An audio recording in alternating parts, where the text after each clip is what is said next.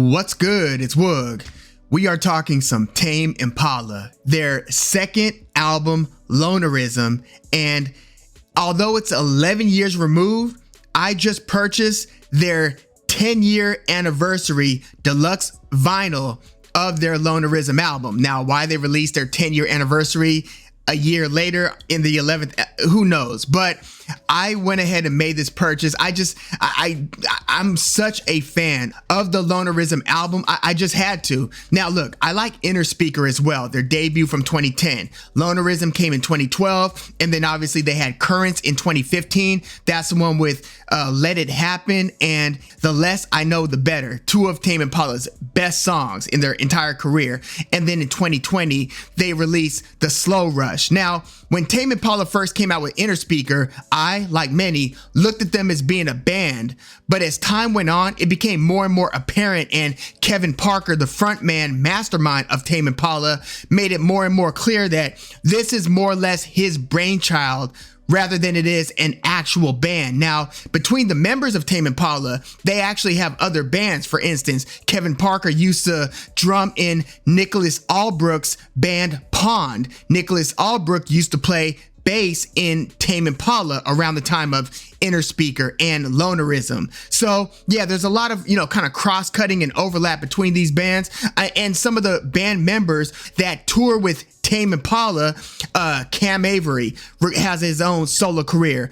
Jay Watson records under the name Gum. And again, Nicholas Albrook, who has since left Tame Impala, not only is the frontman and mastermind of Pond, but he also records solo under his own name, Nicholas Albrook. But yeah, big Tame Impala fan, big Kevin Parker fan. He's become like one of the more renowned, we'll say, engineer, producers, just kind of sound architects. He's got that type of respect in the game right now. And much of that is because of how multifaceted their albums are. Like Inner Speaker was a psychedelic rock album, very crunchy, distorted guitar rock album.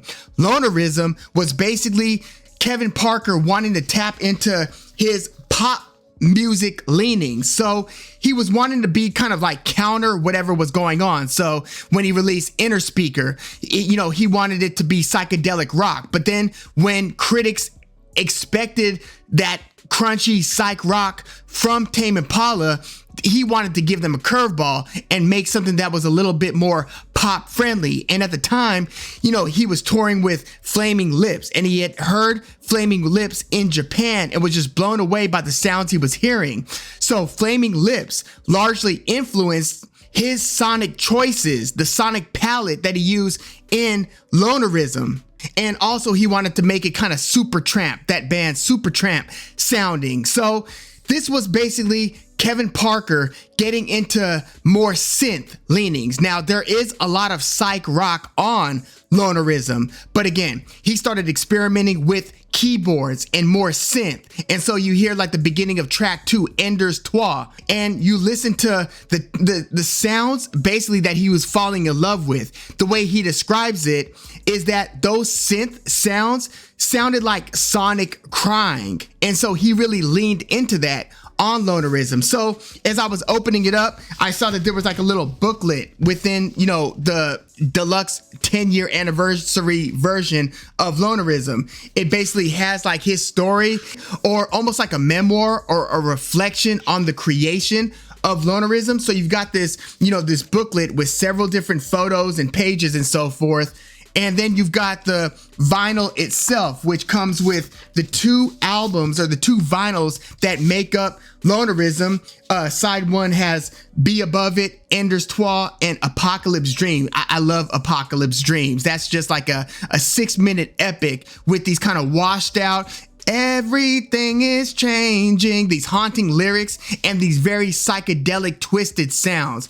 It sounds very apocalyptic, sounds super dramatic, it sounds crunchy. I just love that stuff. I mean, I love the intro, gotta be above it, gotta be above it. And then just the way that those keys and the guitars hit after every vocal line. Dun, like, try starting like your Sunday morning or Saturday morning to Lonerism. Such a beautiful album. So those are the first 3 songs on side A. And then on side B, you've got Mind Mischief, which is just a psychedelic rock. I love that psych rock song, Mind Mischief. That's like my homie's favorite song from the album. And you can listen to the drum fills, and even the drum fills are mesmerizing. And then it's Music to Walk Home By and Why Won't They Talk to Me? Why Won't They Talk to Me is almost, as I see it, almost a centerpiece of the Lonerism album. It's very loner-ish. Like, I mean, you can just listen to the lyrics, and it's kind of emotional, almost heartstring tugging. Why won't they talk to me?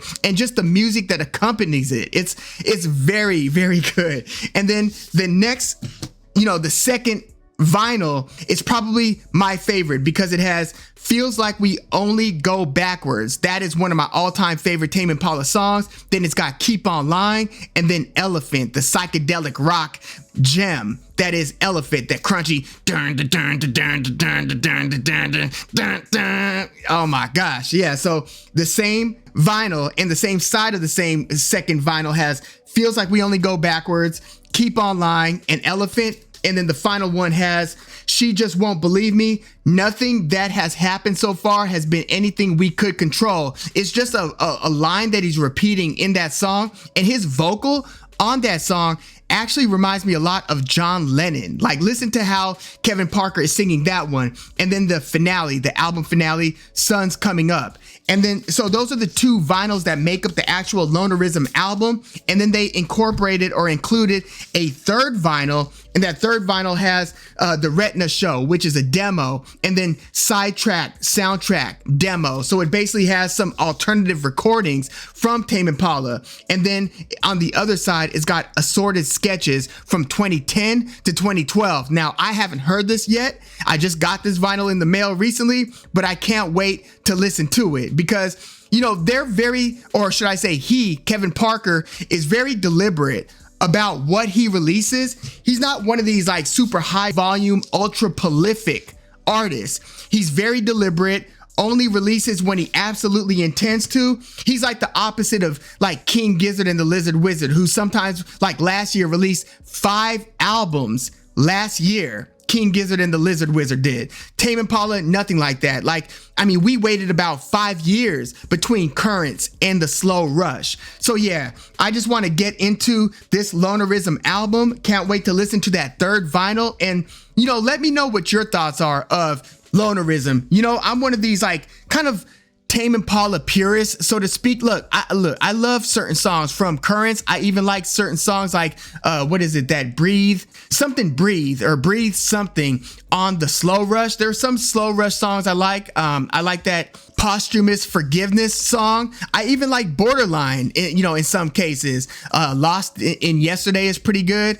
The one that I was thinking, Tomorrow's Dust is pretty good, but Breathe Deeper is a song that I was thinking about. But Lonerism is by far my favorite Tame Impala album, followed closely by Inner Speaker, or maybe not so closely. Like, I feel like Lonerism almost kind of pulls away from everything else in the catalog. But Inner Speaker is very good. Like, I love Desire Be, Desire Go. I like It's Not Meant to Be. That's the album opener. Such a good album opener. And then I really like Solitude Is Bliss. Like, that one is cold. It's got this line that says, there's a party going on in my head and no one is invited. And then it goes back into the psychedelic rock chorus. But yeah, let me know what your favorite Tame Impala album is. Let me know if I'm missing the mark opinion wise on, Lonerism by far being the best Tame Impala album. I just feel like it's a concise album and there are just so many points that hit. Again, the intro gotta be above it. I love it. Ender's Toit, Apocalypse Dream, Mind Mischief, and then that 1-2 punch that is Why Won't They Talk to Me, followed by It Feels Like We're Only Going Backwards, Elephant, and so forth. Just a phenomenal album. And I was really wanting, a part of me was really wanting them to still lean into some of those psychedelic rock leanings, but they went way more pop, disco pop, indie pop. I mean, they really changed it up with Currents and even more so with the Slow Rush. I wonder where Kevin Parker would go from here sonically. Like, I almost don't expect him to revisit those psych rock days. But I mean, if he does, or if he feels inspired to do so, because he definitely seems like an artist that's motivated and driven on inspiration, if he does revisit those leanings, those psych rock leanings, I would absolutely love it. In the meantime, I really try to be open to whatever Tame Impala is releasing, because I just have that much respect for the artist, and they haven't let me down, even if Currents and A Slow Rush weren't what I was wanting because of what we got from Lonerism. But yeah, let me know what your Tame Impala thoughts are. Again, I went ahead and invested in that 10-year anniversary of the Lonerism vinyl. But yeah, let me know your Tame Impala thoughts in the comments. Like the video, subscribe to the channel if you love music like I do. I'm Woog. Thanks for tuning in.